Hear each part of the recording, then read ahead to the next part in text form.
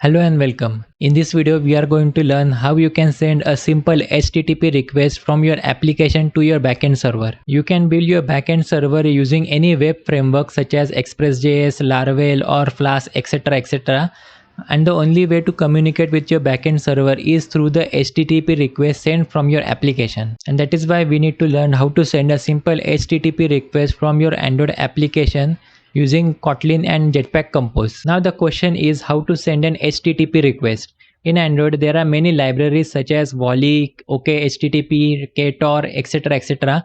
to send and handle HTTP request feature. In this video, we are going to use and learn how to use OkHttp library for sending a HTTP request. With that said, let's get started with our video and open Android Studio. So step number 1 is first you need to add the OkHttp libraries in your Android Gradle file of the app module. So this is the Android Gradle file on the app module, and scroll down to dependency section and add the OkHttp library. Now where you can get the OkHttp library, you have to visit the official website. This is the official website of OkHttp library. You can copy paste these dependencies and then paste it into the Android Gradle file on the app module, and then perform the Gradle sync. After adding HTTP Gradle dependencies, now next step is open your AndroidManifest.xml file, and in case if you want to send request to any HTTP endpoint instead of HTTPS endpoint, then you have to enable use clear text traffic and make it true instead of false. So this line is important in case if you want to use HTTP traffic. Now the next step is let's send a simple GET request to the backend server. So now here as a backend server, I am using free.mockerapi.com as a backend server. Instead of creating entire backend, I am using this free mockerapi.com as a backend server for the demo purpose in this application. To use OkHttp, first we have to create an instance of OkHttp using OkHttp client and then save it in a client value. So this value is a simple OkHttp instance. After creating this instance, then we will use this instance to send any GET request, POST request or any request to our backend server. So after creating a client, now next is we will create a simple request using request.builder, and we will add the URL which is backend server URL /get, and then use .build to create a simple GET request. After creating a request, now we will use the client to create a new request and send it to the backend server. And this is how we send a request to the backend server. Use client.newCall and then add our request which we have created here, and then we will add .enqueue, and then we will add the object which is response callback object. So when we send the request, after sending the request, we will receive a response from backend server, and then the response we will process it as a on fail or on response. In case if due to some error our request fail, then this on the fail function will execute. But in case if everything goes all well, then our backend server will send a response back to our application, and on response is the function which will be executed, and we will receive the response. And then after receiving the response, we will check if response is successful or not.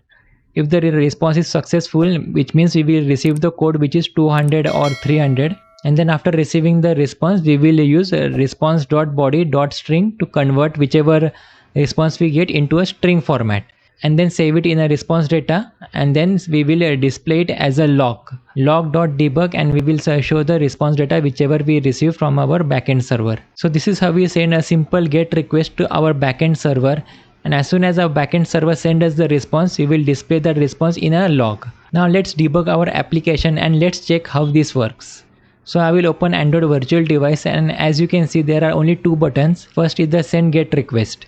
So if I click on this button, this code will get executed, GET request. So now let's click on the button and send the GET request. As soon as I click on this button, a GET request will send to the backend. And now to check the response, what response backend server has sent to our application, I will open the Logcat.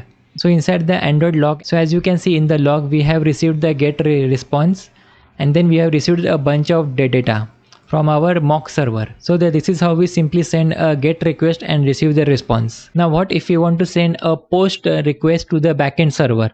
The procedure is almost same. The only difference is when we send a POST request, we have to attach a JSON body to the request. Now first we will create a JSON body to attach into the request, This is how we create a JSON body and save it in a string format and in a JSON variable. After creating a JSON body, we will convert this into a request body.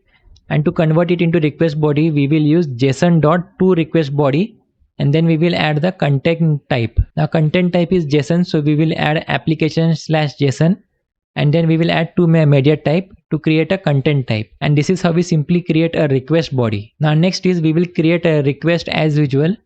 We will add the request.builder and add URL, backend URL /post, and then add the header, which is the content type is equal to JSON, and then the next line is the .post. Now here in .post we will attach our request body, which we created here earlier.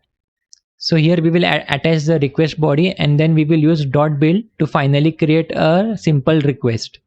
This is the post request. And then as usual we will use the OkHttp client .new call, add the request into it, and then add .enqueue, and we will add response callback object.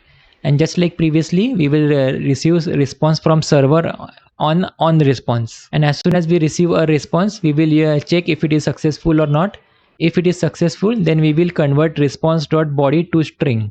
This will convert the response which we receive into a string format and save it in a response data value. And then as usual we will show this value in our Logcat using log.debug to show it in a debug Logcat. So this is how we create a simple post request and send it to the backend. Now let's open the Android virtual device and see how this works. I will open the Android virtual device, and here is the Android virtual device. I will click on send post request button, and after clicking on this button I will open the Logcat. Now as you can see in the Logcat debug view, we have received the post response, and then all the data is displayed here. Now since this is a mock backend server, so we have received bunch of data such as our IP address, the JSON data which we have attached to the post request, and many other things. So this is how we send a simple get request and post request to our backend server using OkHttp library. So OkHttp library is very popular in Android. That's why I use OkHttp library even in my own production application. So that's it for today. Thank you for watching, and if you get value out of this, share this video with everyone and hit the like button and subscribe to my YouTube channel. With that said, have a nice day. Bye bye. See you in the next video.